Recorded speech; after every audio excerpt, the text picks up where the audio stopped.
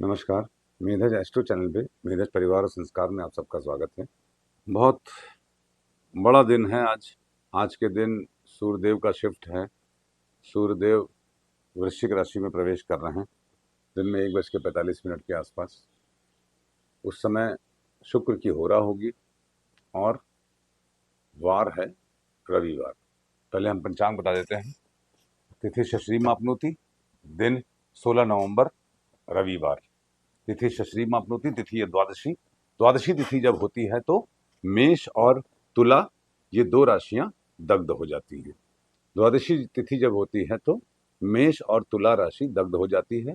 भद्रा तिथि है ये, अर्थात अशुभ है, मगर अशुभ तब होगी जब चंद्रमा कर्क, सिंह, कुंभ या मीन राशि में होंगे तब, जो कि आज नहीं है, इसलिए ये भद्रा अशुभ नहीं है। द्वादशी तिथि चंद्रमा कुंडली में जहाँ होते हैं, कर्क राशि जहाँ होती है, उसके अनुसार ये फल देती है। सबसे बड़ी बात यह है कि हम लोगों को ज्योतिष के जरिए अपनी जीवन शैली को सुधारना है। आप लोग सिर्फ मेधज एस्ट्रो के इस चैनल पे मेरे ऊपर भरोसा रखिए। मैं आपको खेल खेल में ही पंचांग के जरिए ही धीरे धीरे जैसे जैसे समय बीतता जाएगा, और आपने अगर सिर्फ यही 5-10 मिनट, 15 मिनट, 20 मिनट सुना और ध्यान से सुन लिया, आप धीरे धीरे ज्योतिष सीख जाएंगे। और जो लोग लाखों करोड़ों रुपए लेकर इस व्यापार को कर रहे हैं, उनके पास आपको जाने की शर्मिंदगी नहीं उठानी पड़ेगी, लाइन में नहीं लगना पड़ेगा। ये विद्या सहज है और सहज शिव है। भगवान शिव सहज हैं, इसीलिए अपराजेय है। जो सहज है वो सदा अनबीटेबल है, अपराजेय है। जो सतत प्रयत्नशील है वो ही भगवान शिव है और वही अपराजेय है। हम लोग सिर्फ पंचांग की जीवन में आदत डाल लें, धीरे धीरे खेल खेल में आपको मैं सारी वो चीजें बता दूंगा जो जीवन जीने के लिए आवश्यक है। अभी तक जो हो गया वो हो गया जीवन में, आगे हादसा नहीं होगा। आगे हम लोग की जनरेशन सुचारू रूप से जीवन यापन करेगी और एक अच्छे नागरिक और अच्छे ह्यूमन बीइंग, इंसान बनकर अपने जीवन को व्यतीत करेगी। बस ये है कि पंचांग को फॉलो करिए और ईश्वर में रहिए। मेष और तुला राशि द्वादशी पे दग्ध हो जाती है। इससे फिर समझ में आया हमको, तुला फिर आ गई जो कि मास शून्य राशि है। Again problem is of balancing. शुक्र स्वाति के चौथे चरण में है, अर्थात नवमांश में मीन में है, मतलब उच्च के हैं नवमांश में। High level of luxury and pleasure की आकांक्षा है, मगर है द्वादशी तिथि तो वो मिलेगी नहीं।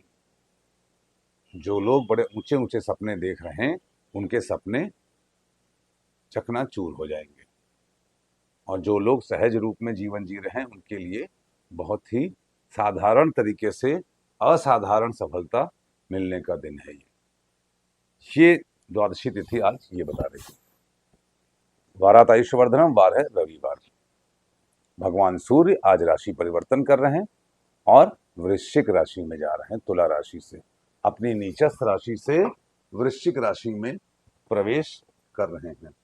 तुला राशि में सूर्यदेव नीचस्थ थे, वृश्चिक राशि में सूर्य बुध वक्री हैं और मंगल विद्यमान है। मंगल वर्तमान में अस्त हैं, बुध वक्री हैं, गुरु उच्च के वक्री हैं और शनिदेव वक्री हैं। ये स्थितियां जल तत्व राशियों को उद्वेलित कर रही हैं और जल तत्व, वाटर इज कॉम्प्रोमाइज। हमारे जीवन में इमोशनल कॉम्प्रोमाइज के महत्ता को, इंपॉर्टेंस को पुकार पुकार के बता रहे हैं। Disease from water is going to erupt now, save water, respect water. चलिए एनीवे, तो सूर्य देव आज वृश्चिक राशि में जा रहे हैं। वृश्चिक राशि के बारे में मैंने बहुत बातें की है पास्ट में। वृश्चिक राशि के बारे में जब भी मैं बात करता हूँ, स्थिर राशि है, जल तत्व राशि है, मगर वो जल जो ज्वालामुखी है, जिसके अंदर ठंडा पानी, जिसके अंदर ज्वालामुखी है, डर्ट, कीचड़, उसी में मंगल भी है, बुध भी है और सूर्य भी है। इसका मतलब आवर किंग्स और किंग्स लाइक पीपल और government is going to experience dirt, unhealthy competition, unhealthy practices, unhealthy valor, cheating, mischief, backbiting, misuse of money, etc. is on the cards ahead.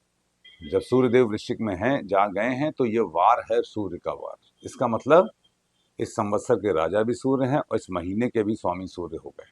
और sun is badly afflicted because Mars is combust. मैंने पहले ही बताया था कि मंगल या कोई भी ग्रह जब अस्त होता है तो सूर्य की वजह से अस्त होता है, इसीलिए सूर्य को पसंद नहीं करता वो प्लैनेट, इसीलिए पसंद नहीं करता तो डैमेज करता है। इसका मतलब Mars is going to damage sun now. अभी तक तो राशि अलग अलग थी तो ठीक था, अब साथ में है। कैसे डैमेज होगा? देखिए, वृश्चिक राशि, cheating, damage, unhealthy competition, cheating, backbiting, lies, etcetera. What are the influencing factors? Planets there, वक्री बुध, बैकडोर अरेंजमेंट्स, कम्युनिकेशन, पैसा। अस्त मंगल, army, police, not happy with the situation. Why? Because communication will be bad, दंगों की संभावना, social unrest, thereby affecting whom? Creating trouble to sun. Sun is in वृश्चिक, राजा is going to be in trouble. राजा के पद छोड़ने का समय आ चुका है, ऐसा इस ग्रह स्थितियों से जान पड़ता है। अर्थात जिस भी राजा के सूर्य कमजोर होंगे कुंडली में, या जो मॉरल वैल्यूज पे नहीं रहेगा, उसकी गद्दी जा सकती है। जा सकती क्या, जाएगी। ये है सूर्य। देखिए, जब सूर्यदेव का गोचर होता है तो वो वार बड़ा कंट्रोलिंग फैक्टर हो जाता है, और ये सूर्यदेव का गोचर रविवार को ही हो रहा है। अर्थात अब sun is going to govern sun, और sun is damage because Mars is combust. इसका मतलब राजा is going to be controlled by police, army, who is unhappy and his morale is down। ये एक वैसी बात है कि आदमी की आर्मी, वो आर्मी राजा को कंट्रोल करेगी जो राजा को पसंद नहीं कर रही है।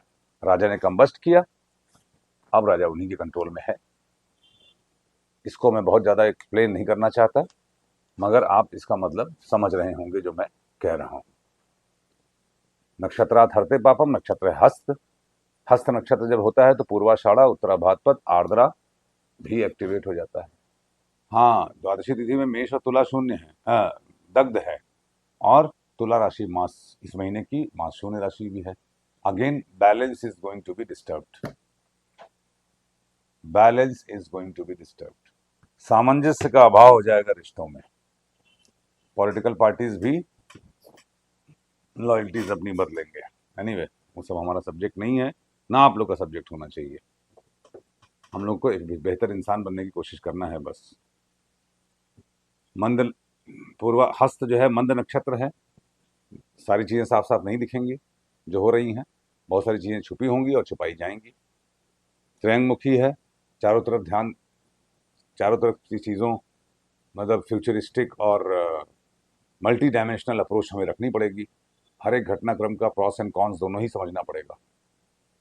5 तारे हैं, 5 दिन बाद आज से आज के होने वाली घटनाओं का रिजल्ट आएगा। प्रीति योग है, योगात रोग निवारणम।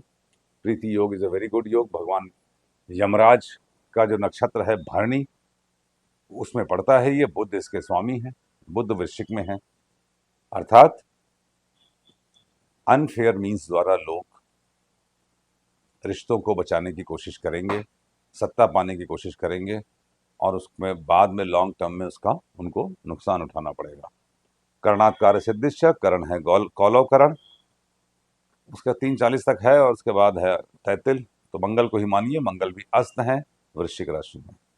घुमा फिरा के ये सूर्य देव का गोचर मेक इट और ब्रेक इट का होने वाला है इस पूरे महीने।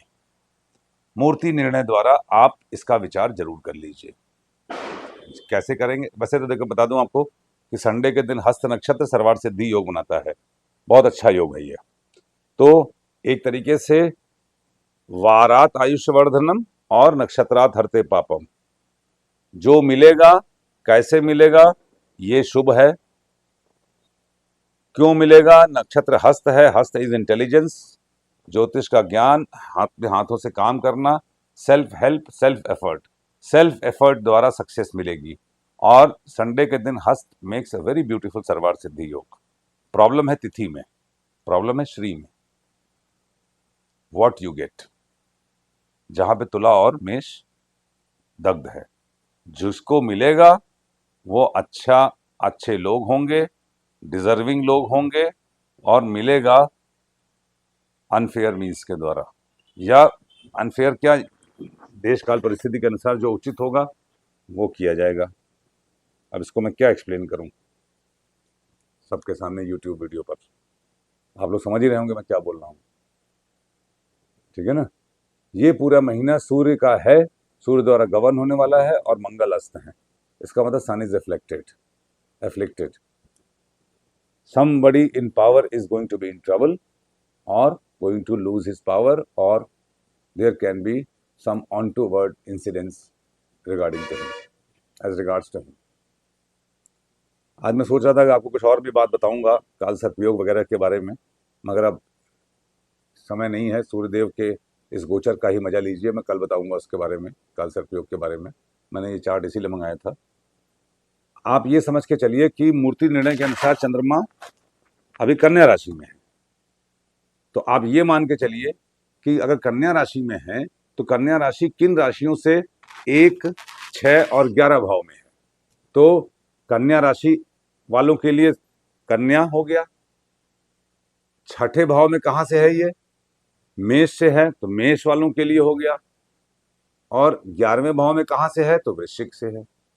तो 8, मेष राशि, कन्या राशि और वृश्चिक राशि वालों के लिए बहुत अच्छा महीना है ये। सूर्यदेव का गोचर स्वर्णपाद है ये। अब इसमें नाम भी देव जोड़ लीजिएगा, कन्या से जिनका नाम आता हो, मेष से जिसका नाम आता हो, वृश्चिक से जिसका नाम आता हो। मेष अ वालों का नाम, वृश्चिक न वालों का नाम, है ना। अपनी कुंडली में चंद्रमा की पोजीशन देख लीजिए, वहां से काउंट करिए कन्या कहां पे आ रहा है। 2, 5, 9 से रजतपाद होता है, तो कन्या राशि कहां से दूसरी राशि है, सिंह से दूसरी राशि है। कहां से 5वीं राशि है, तो वृषभ से 5वीं राशि है। कहां से 11वीं राशि है, 9वीं राशि है, तो मकर से 9वीं राशि है। तो सिंह, वृषभ और मकर राशि वालों के लिए रजतपात से है, अचीवमेंट्स का है, राजयोग का है, धन का है, संपदा का है, ऐश्वर्य का है। बेस्ट इज फॉर कन्या, मेष एंड वृश्चिक। अब उनकी कुंडली में वो प्लैनेट अगर अस्त हुआ तो प्रॉब्लम है, मगर एनीवे अभी हम लोग इसी मोटा मोटी लेवल पे चलते हैं। ताम्रपाद से 3, 7, 10, तो कन्या राशि कहां से तीसरी राशि है, कर्क से। 7, 10 7वीं राशि कहां से है, मीन से। 10वीं राशि कहां से है, धनु से। तो कर्क, मीन और धनु के लिए ये ताम्रपाद से है, संघर्ष का समय है। 4, 8, 12 लौहपाद से है, तो लौहपाद कहां कहां से है, चौथी राशि कहां से है, मिथुन से चौथी राशि है। 8वीं राशि कहां से है, कुंभ से। 12वीं राशि कहां से है, तुला से। तो मिथुन, कुंभ और तुला वालों के लिए अति संघर्षशील और सावधानी बरतने का समय है ये सूर्यदेव के वृश्चिक के गोचर के अनुसार। सूर्यदेव की आराधना करना, सूर्यदेव को प्रसन्न करना, प्रातःकाल उठना, मंगल देव को प्रसन्न करना, मंगल अष्टोत्तर नामावली का निरंतर आप पाठ करते रहिए या सुनते रहिए। मेरा अष्टो पे है, कृपया उसको रिकी डाल देना, ठीक है। इस प्रकार से आप इस कालखंड का निर्णय कीजिए, और डिटेल में टॉपिक्स हैं, धीरे धीरे मैं आपको खेल खेल में समझाता रहूंगा। घर से बाहर निकलने से पहले पान खा के निकलिए। आप इस खेल खेल में ही, इसी 10-15 मिनट डेली देने में ही आप ज्योतिष के वो परमवीर हो जाएंगे कि आपको जीवन में मजा आ जाएगा। और इतनी ही आसान है जितनी आसान मैं बता रहा हूँ। मैं भी जीवन में बहुत तड़पा, बहुत दौड़ा इस ज्ञान के लिए, बहुत भटका। मैं चाहता हूँ कि मेरे दर्शकों के व्यूअर्स आसानी से ज्ञान मार्ग पे हम सब साथ होते हैं, परिवार की तरह खेल खेल में ही ज्योतिष सीख के भगवान शिव को प्रसन्न कर लेते हैं। जय महादेव, हर हर Mahadev. Thank you very much.